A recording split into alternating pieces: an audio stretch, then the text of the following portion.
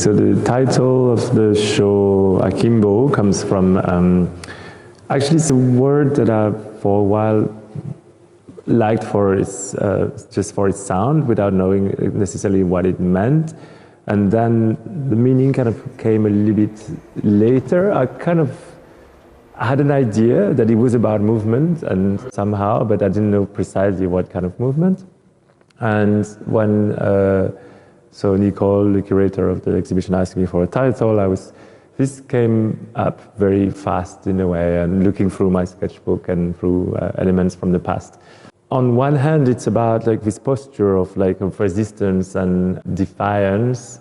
And on another, it's also for me a word that sounded almost like an African or foreign word. I couldn't quite believe that it was actually English, but I looked and it had also some Middle Ages references, and I was like, oh, this is very interesting, because somehow from its sonority it sounded other. And so it was kind of this double kind of meanings and function of it that interested me. The distinction between the two different spaces is coming from maybe this distinction between how things can be made more theatrical, or maybe like the distinction between the white cube and the black box, or this idea of, you know, theatricality, whether this lays only in lighting or also the attention that we, you know, have for looking at things, whether the way one lit something brings more attention to it, or kind of commands maybe more time to look at it, which happens also in the museum. But I think as an experience through doing performances in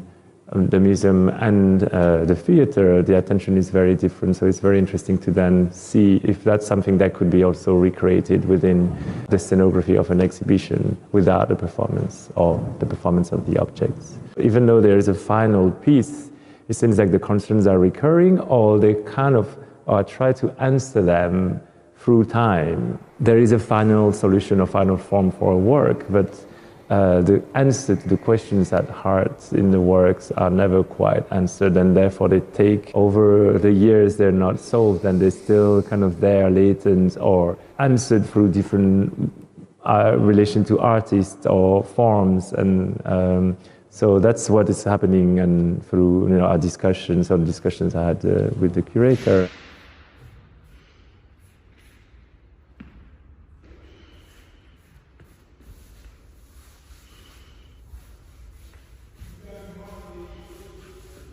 There is a certain dimensionality within the use of paper that I like to emphasize, and it's to do with this natural ways that it's curving and it's resisting also. There's a little text that I've written that kind of deals a bit with that, and it's called It's Not Lame, It's Lamé, and that plays a bit with this semi-vulnerability of the paper and equating it with the vulnerability of the body. And so in the way, and the text plié as well, in the way that you try to fold it, but then it kind of bounces back, and you may tear it as well. So then there are all these kind of ambivalences about that. You could also hold in standing for like months. And so that is really, it's very porous. And so there are all these qualities that I think are very, and it can be also quite frustrating, but there are all these qualities that are really makes it an ideal kind of material to work with. Yeah.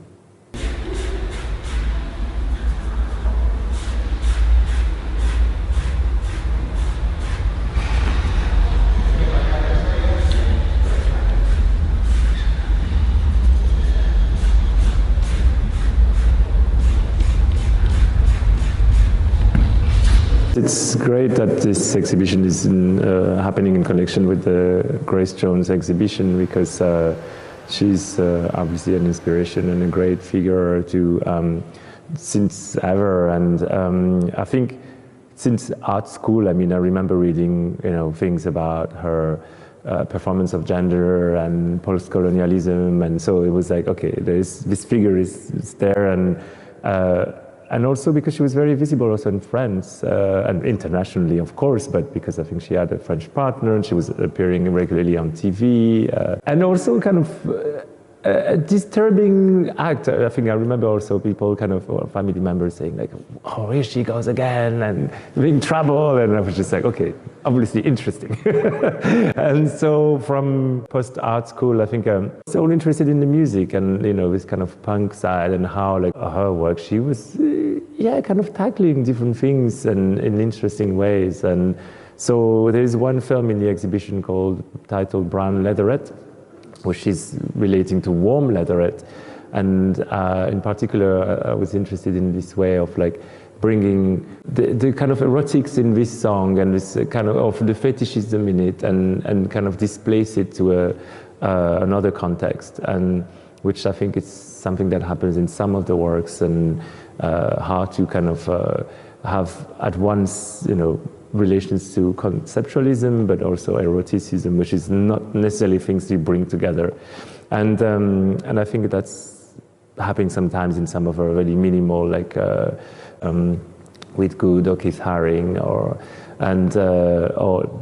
you know, or musically as well. So it's there's Brown Leatherette where there is a reference to her, but there was also in Joan Noir a performance where, a most recent performance where quoted some of her French lyrics, and I was really interested in almost, appropriating her way of speaking French within that performance and seeing how, whether that's understood or not, but that becomes a form in itself, and play with that as well.